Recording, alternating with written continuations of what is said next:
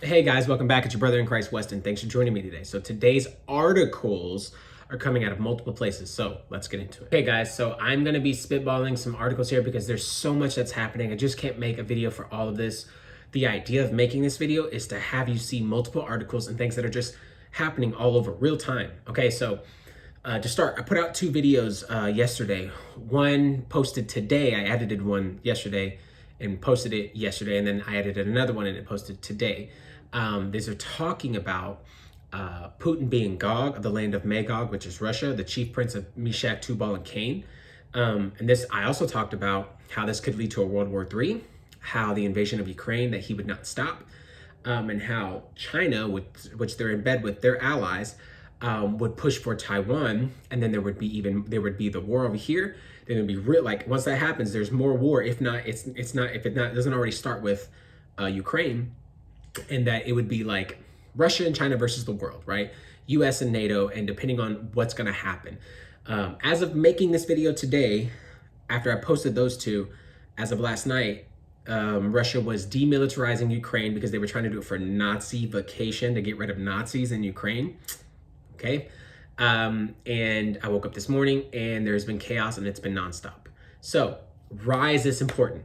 Because Ezekiel 38, Ezekiel 39, Daniel 9:27, 1 Thessalonians 4, 1 Thessalonians 5,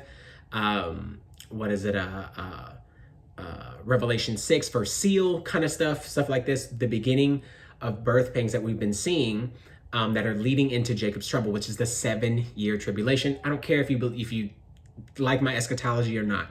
So let's just go over some articles right quick. I'm gonna get you out of here so you can be up to date with what's going on. If you hear my son in the back, it's because he doesn't want to take a nap, but he's gonna try. So let's do this. So first one here says, this is coming out of End Times Headlines. And I'll have pictures up for you and just a couple of things I want to read and move on. It says, Vladimir Putin appears to threaten nuclear attack against West in a chilling TV address. Now, I haven't seen the TV address. I actually read some articles.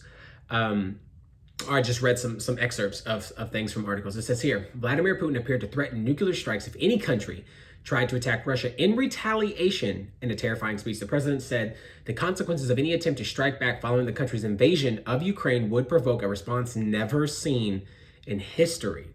And this provoked a response from Boris Johnson, who wanted to remove them from SWIFT. That's another article I can go through right quick. Didn't know what SWIFT was, but pretty much it's to like cut off all currency to allow them to not even like have a way to trade or buy, something like that. And I don't know enough about it. I didn't really like do a deep dive on the article, but it was pretty much to stop any exchange with Russia, and they would be kind of just like on their own.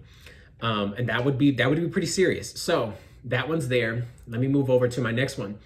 End Times Headlines also has exactly what I thought of. World War III, China eyes Taiwan as its own as Russia tests the world with Ukraine. Now, I've talked about this, that Russia was playing a long game and they were either going to test the world to see how they react, and China was going to act in response. China has not condemned the invasion as of today. There's been nothing of that, right? I read an article that there were some Chinese, I guess, diplomats or Chinese people in Russia, and China told them to put up, if they could, put up a Chinese flag as they're in Ukraine. I mean, excuse me, not in Russia, in Ukraine, so they wouldn't get killed, I guess. And just to show like, hey, we're in alliance. We're in alliance with these people. Don't touch them, right? And that that Russia is is the Gog, is an antichrist. This prophetic figure of the land of Magog, right? Who is not the antichrist, but an antichrist that is setting up for this World War III that we've been talking about. Ezekiel 38, Ezekiel 39. So there's that article. Here is another one I wanted to go over right quick. UK pushing to kick Russia out of SWIFT, but Germany says no. And what it is pretty much is Boris Johnson saying here that yesterday was reported that in an unexpected twist, Russia's Ministry of Finance had submitted a Bitcoin proposal. Surprising because until now, Russia's central bank has called a complete ban on trading and mining Bitcoin, setting up a conflict with the Ministry of Finance, who has been more favorable position vis-a-vis cryptos. And so if they were going to do that, they were banning crypto. They were like, no, we're not going to do it. But it's almost like they were preparing in response to be kicked out. because they were preparing to invade and they were preparing for all these things to happen. Now, remember, I made a video that says Russia's playing chess, everybody else is playing checkers. Everybody is responding to Russia. They are a superpower. And the issue is that they are not like us in terms of their ideology and the way they think. They are in bed with China, and it's communism. It's literally up and down. So I say that because the U.S. is responding to them when normally it is U.S. makes the move, the world responds, right? And we respond from a place of freedom. We respond from a place of democracy and human rights and civil rights. All these things that every life has a value to it. I mean, at least in the constitutional wise, right? Even though not everybody thinks that because of abortion. So then we have here Chinese jets approach Taiwan as Beijing blasts U.S. refueling fires in the lead up to Ukraine. So China is saying, hey, it's the U.S.'s fault that this is happening. And they are talking about Taiwan. Now, the moment this is happening, and I just said this yesterday. And the reason I say that is because then it's a two-war front.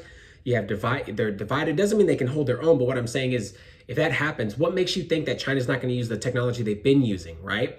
They said that they had rockets that could clear. I think it's either Russia or China that said they had rockets. I think it's China that had missiles that could clear over and hit the United States. It's easy.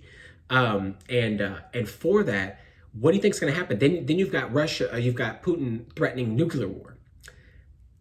You have to see that this is not just happen chance. This is not by accident. This is on purpose. Talking with my hands a lot here because the emphasis. But this is real and this is happening. I've got plenty of articles. I'm going to go over like maybe one more. The Ukraine captures Chernobyl. There was an article here that says Ukraine warns radioactive dust could spread over Europe as fighting rages at Chernobyl nuclear plant. That would be nuts. It's like you'd have a zombie apocalypse kind of situation where, I mean, literally that would be crazy. What else? What else do I have here for you? Do I have anything else? Last but not least, Russia does not. I have it here from Jerusalem Post. There was an article, and I have to find it again. But Russia does not recognize Israel's sovereignty over the Golan Heights. And this is Ezekiel 38, Ezekiel 39, where the Lord will put hooks into their jaw and draw them out with buckler and shield.